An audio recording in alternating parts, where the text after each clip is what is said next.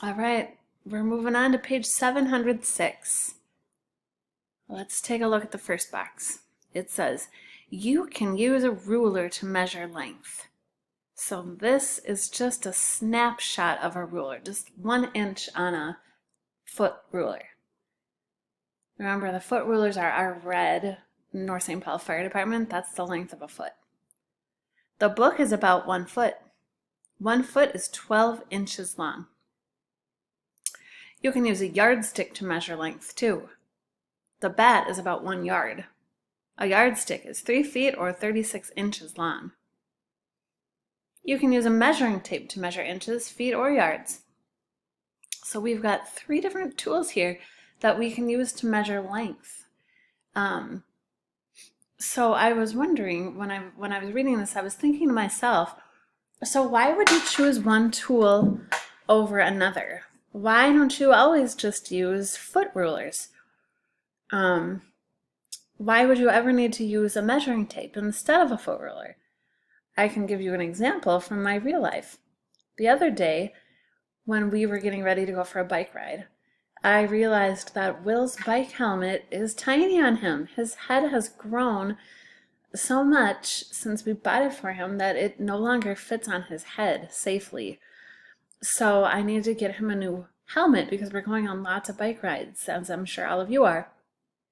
And I wanted to order one online. And when I looked at the website, it gave me the circumference of the head measurements for what size helmet to order. And I wasn't sure what the circumference, the distance around Will's head was. I couldn't use a ruler, right? Because a ruler doesn't bend. So I had to use a measuring tape to measure his head. All right, so we use different tools depending on what we need to measure.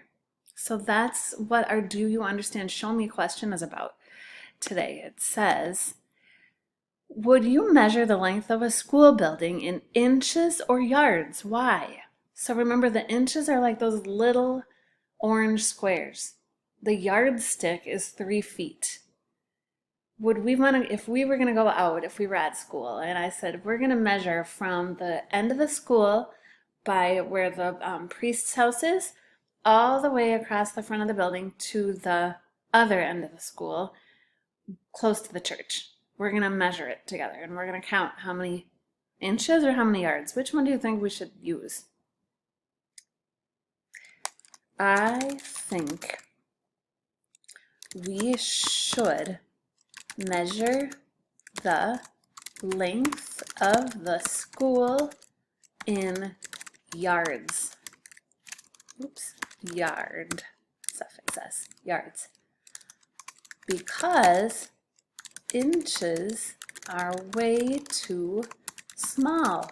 It would take a very long time to measure the school in inches.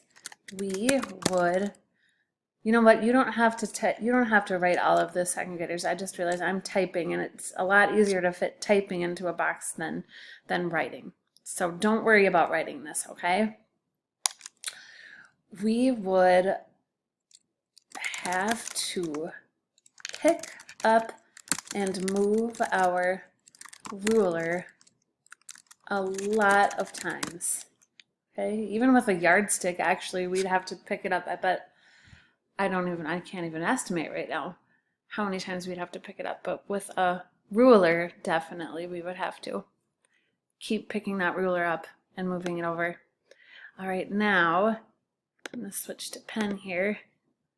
And now it says, for guided practice, match each object with a reasonable estimate of its length. So we have a hammer, a paperclip, and a window. Which one do you think is about a yard? Remember what the yardstick is? My ottoman was a yard.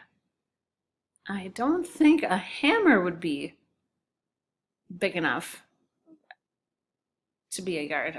Definitely not a paperclip. I think the window is a yard. We're going to draw a line there. How about an inch? The hammer or the paperclip? An inch. Remember what an inch is? Like the top of your finger from knuckle to knuckle? Yeah, paperclip. So that means a hammer is about a foot. A hammer about as long as our red North St. Paul Fire Department rulers? Yeah, that makes sense.